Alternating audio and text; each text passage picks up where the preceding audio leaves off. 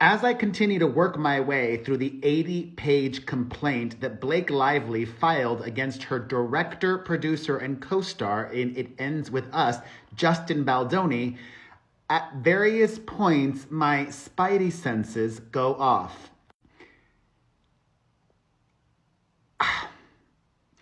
I don't want to say this is BS, but Blake Lively claims at one point on the second day of filming, Justin Baldoni kept the cast and crew waiting for hours because he was in her dressing room crying.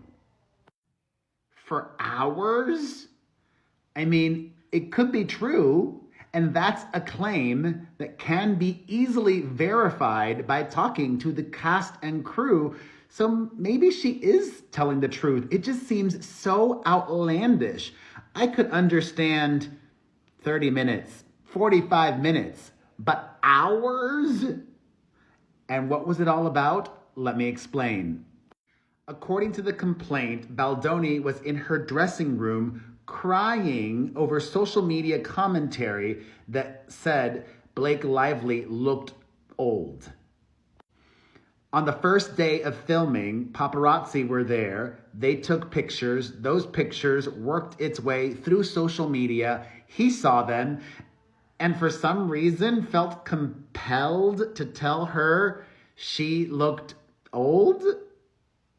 She's suing him for sexual harassment and a smear campaign, and in her complaint alleges that on the film set, Justin Baldoni was, quote, objectifying Miss Lively as a sex object. And he went out of his way to message criticisms of her age and weight. So apparently, it was much more than just asking how much she weighs because he had to lift her up. It was criticisms of her weight and age with regards to her being in this role. It seems like he really didn't want her in the movie, and he was forced, or his hand was twisted by Sony, the film's distributor. And if that's the case, bro, there are more professional ways to handle it. Or just drop out. You don't have to direct the movie.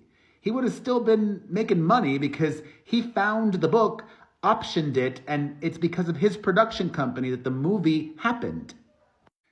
Lively claims that Baldoni, quote, made the rest of the cast and crew wait for hours on the second day of filming while he cried in Miss Lively's dressing room, claiming social media commentators were saying that Miss Lively looked old and unattractive based on paparazzi photos from the set.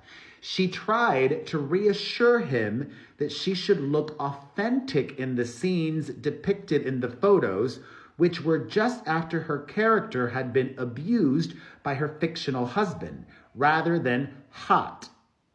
That makes sense.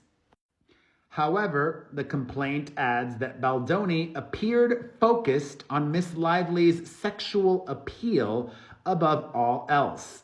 His lengthy outburst caused a delay in shooting, forcing an emotional scene to be shot haphazardly. When she tried to meet with the movie's lead producer, Jamie Heath, his producing partner, to discuss Baldoni's unprofessional behavior, the complaint alleges that Heath arrived unannounced at her makeup trailer while she was topless and having body makeup removed by makeup artists. After she said that they could meet once she was clothed, Heath insisted she allow him to enter, and she reluctantly agreed, but asked that Mr. Heath keep his back turned, but allegedly noticed minutes later that he was staring directly at her while she was topless. His lawyer argues that she caused delays and issues on set, quote, threatening to not show up to set, threatening to not promote the movie, ultimately leading to its demise during release, which is not a correct assessment. The movie was profitable and a success. Blake Lively continues in her complaint, alleging that Justin Baldoni often referred to women in the workplace as sexy. Okay. In one alleged incident, the director pressured her to remove her coat to reveal her onesie, which was partially unzipped to reveal her bra in a packed setting, telling her, "I think you look sexy," in a tone that made her feel ogled and exposed. I don't find that problematic. He was just trying to assure her, but it seems like it's a pattern. It was a pattern of objectification, of sexy. Okay. Ay, ay, ay. In addition to his alleged sexual comments towards her, the complaint also alleges that Baldoni routinely degraded Lively by finding back-channel ways of criticizing her body and weight. This included calling her trainer less than 4 months after she gave birth to her 4th child behind her back and implying that he wanted her to lose weight in 2 weeks, the complaint alleges. So I will just end things with, there were a lot of people on that film set, a lot of people who were actors and crew members who would have heard these exchanges, who could verify or deny that. And a lot of people who were on that set who could also verify that one incident on the second day if he kept them waiting for hours. And a reminder, this is not a lawsuit. She has filed a complaint. And why she did that months later, a lot of people keep harping on the fact that she didn't do this sooner. I think, one, she was lining up all her ducks.